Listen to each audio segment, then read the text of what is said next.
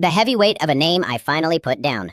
My brother Caleb is the kind of guy who fixes things. He's a lead mechanic, built like a linebacker, with knuckles that are permanently stained with engine oil. He's the rock of our family, the guy who never, ever cracks. But last Saturday, I found him sitting on his workbench, staring at a positive pregnancy test like it was a live grenade. He wasn't smiling. He was shaking, his breath coming in these short, jagged gasps. I walked over and put a hand on his shoulder. "Caleb? Man, this is great news. Why do you look like you're waiting for an execution?" He looked up at me, and his eyes were haunted. "I can't do it, Mike," he whispered. "Look at these hands. These are his hands." He didn't have to say the name. Our father was a brilliant man, but he was cold. Colder than a Midwest winter. He used his words like a scalpel, cutting us down until we felt like nothing. He never hit us, but he made sure we knew we were never, ever enough. Caleb gripped the edge of the bench until his knuckles turned white. Every time I think about being a father, I hear his voice. I hear that disappointed sigh. I've been terrified that the second I hold that baby, I'll turn into him, that I'll start looking for flaws instead of seeing a person. He stayed like that for a long time, just vibrating with fear. Then, the door to the garage creaked open. It was his wife, Sarah. She didn't say a word. She just walked over, climbed onto the stool next to him, and leaned her head on his grease-stained shoulder. Caleb stiffened for a second. Then he just melted. He wrapped his massive arms around her, buried his face in her neck, and sobbed. It wasn't a quiet cry. It was years of pent-up terror finally breaking loose. He pulled back, looking at her with this expression of pure, raw realization. "I'm not him," he croaked, more to himself than us. "I'm terrified because I care," and he never did. He looked at the pregnancy test again, and this time, he reached out and touched it with a trembling finger. "This kid is never going to have to earn my love," he whispered. "They're just gonna have it, for free." I realized then, some men inherit their father's debt, but Caleb? He just decided to declare bankruptcy on the past and start fresh.